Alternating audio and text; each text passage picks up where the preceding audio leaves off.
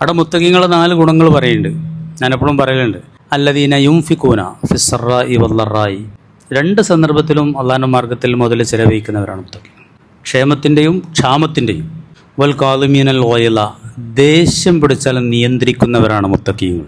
വൽ ആഫീന അനിന്നാസ്, ജനങ്ങൾക്ക് വിട്ടുവീഴ്ച ചെയ്യുന്നവരാണ്. അവിവേകങ്ങളും വിവരക്കേടും ആളുകൾ ചെയ്യുമ്പോൾ മാപ്പ് കൊടുക്കുന്നവരാണ് മുത്തഖീങ്ങൾ. ഇപ്പം എത്ര ഗുണങ്ങളായി? 3 ഗുണങ്ങളായി.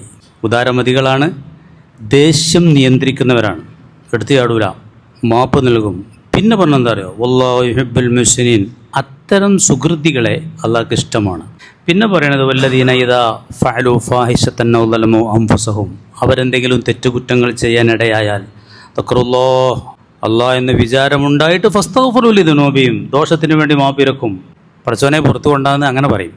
അല്ലാതെ ആരാ പിന്നെ ദോഷം പൊറുക്കാനുള്ളത്? എന്താണ് ശൈലിയൊക്കെ ഒന്ന് ആലോചിക്കുക. നിങ്ങൾ തെറ്റാണെന്ന് ബോധ്യമായ നിലയിൽ വീണ്ടും അവർ തെറ്റിൽ ഉറച്ചു നിൽക്കുന്നവരല്ല.